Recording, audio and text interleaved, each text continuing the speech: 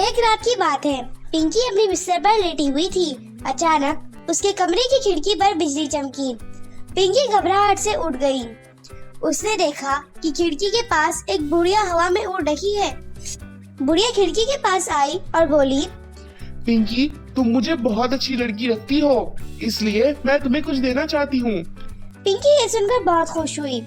बुढ़िया ने पिंकी को एक छड़ी देते हुए कहा, पिंकी, ये जादुई छड़ी है। तुम इसे जिस भी चीज पर घुमाओगी वो गायब हो जाएगी। अगले दिन सुबह पिंकी वह छड़ी अपने स्कूल ले गई। वहाँ उसने शैतानी करना शुरू कर दी। उसने पहले अपने सामने बैठी हुई लड़की की किताब गायब कर दी और फिर कई बच्चों के रबर, पेंसिल और कई सारी चीजें भी गायब कर दी। किसी को भी पता न चला कि ये सब पिंकी की छड़ी के करामात है। जब वे घर पहुंची तब भी उसकी शरारतें बंद नहीं हुई। पिंकी को इस खेल में बड़ा मजा आ रहा था। रसोई के दरवाजे के सामने एक कुर्सी रखी हुई थी। उसने सोचा, क्यों ना मैं इस कुर्सी को गायब कर दूं। जैसे ही उसने छड़ी घुमाई वैसे ही पिंकी की माँ रसोई से बाहर निकलकर कुर्सी के सामने आ खड़ी हुई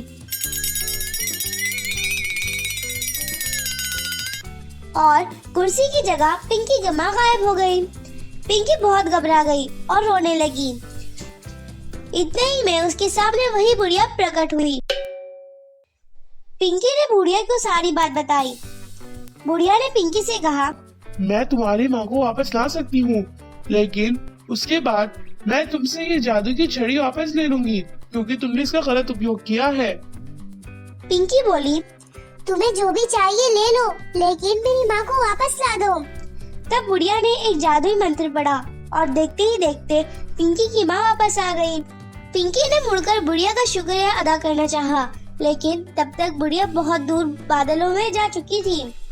पिंकी अपनी माँ को वापस पाकर बहुत खुश हुई और दौड़कर गले से लग गई। इस कहानी से हमें ये सीख मिलती है कि हमें किसी भी वस्तु का गलत उपयोग नहीं करना चाहिए, क्योंकि उसका गलत उपयोग करना हानिकारक हो सकता है।